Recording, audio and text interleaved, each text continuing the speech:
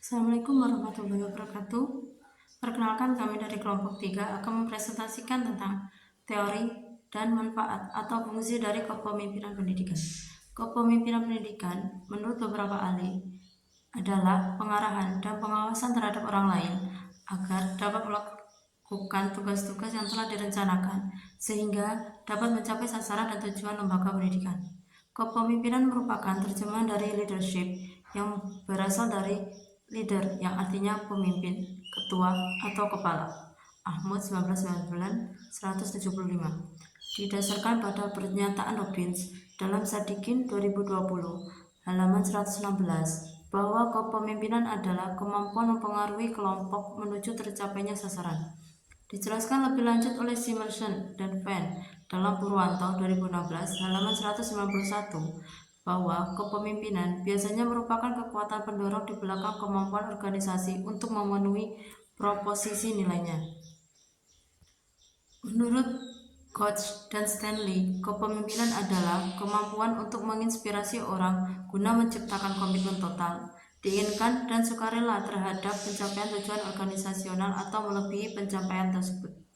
David 2002 169. Kemampuan pendidikan sebagai suatu kemampuan dan proses mempengaruhi, mengkoordinir, dan menggerakkan orang lain yang ada hubungan dengan pengembangan ilmu pendidikan dan pelaksanaan pendidikan dan pengajaran agar supaya kegiatan-kegiatan yang dijalankan dapat lebih efisien dan efektif di dalam pencapaian tujuan-tujuan pendidikan dan pengajaran. Dalam Syafarudin dan Nurmawati 2011 199. Dapat disimpulkan bahwa kepemimpinan pendidikan adalah kemampuan untuk memberikan pengaruh, arahan, perintah, motivasi, dan lingkungan kondusif terhadap anggota-anggota lembaga di lembaga pendidikan untuk bekerja dan berkontribusi tinggi berdasarkan tugasnya masing-masing untuk mencapai tujuan dan sasaran lembaga pendidikan tersebut. Teori kepemimpinan pendidikan, Sharp dan Walter, dalam kurung Purwanto 2016 halaman 192 membagi perkembangan teori kepemimpinan ini menjadi 3 periode utama. Yang pertama, teori kepemimpinan pendidikan tahun 1984. Pada masa ini, pemimpin berperan sebagai manajer menengah klasik, maksudnya pemimpin menerima pemerintah dari kepala bagian pengawas dan personil kantor pusat lainnya. Sedangkan di sisi lain, menyampaikan pesan tersebut kepada kepala departemen guru dan siswa. Yang kedua, teori kepemimpinan pendidikan tahun 1999. Di masa ini, pemimpin terkadang disebut sebagai profesor sebab dianggap sebagai salah satu anggota komunitas yang paling terpelajar. Yang ketiga, teori kepemimpinan pendidikan tahun 2001. Pada tahun 2001, pekerjaan pemimpin meliputi 2 hal, yakni tantangan dan tuntutan karena masa ini merupakan masa tipping point, perubahan zaman atau perpindahan abad.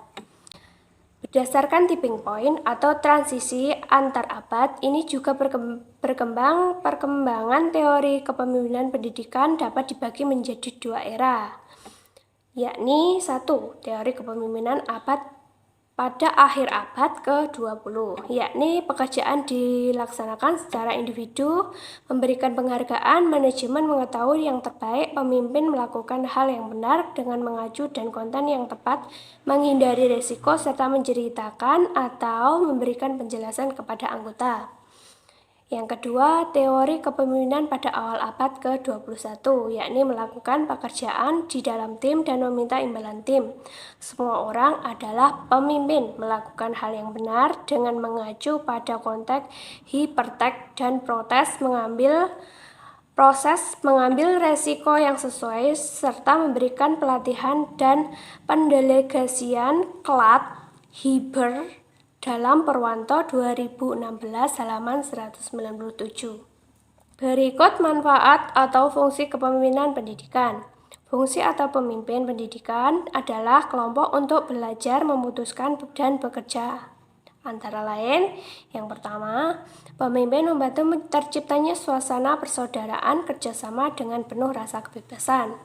Yang kedua, pemimpin membantu kelompok untuk mengorganisir diri, yaitu ikut serta dalam memberikan rangsangan dan bantuan kepada kelompok dalam menetapkan dan menjelaskan tujuan. Yang ketiga, pemimpin membantu kelompok dalam menetapkan prosedur kerja, yaitu membantu kelompok dalam menganalisis situasi untuk kemudian menetapkan prosedur sebagai yang paling efektif dan efisien. Yang keempat, pemimpin bertanggung jawab dalam mengambil keputusan bersama dengan kelompok. Yang kelima, pemimpin bertanggung jawab dalam mengembangkan dan mempertahankan eksistensi organisasi. Afriansah 2017. Berikut kesimpulan. Kepemimpinan pendidikan merupakan kemampuan untuk menggerakkan pelaksanaan pendidikan sehingga tujuan pendidikan yang telah ditetapkan dapat tercapai secara efektif dan efisien.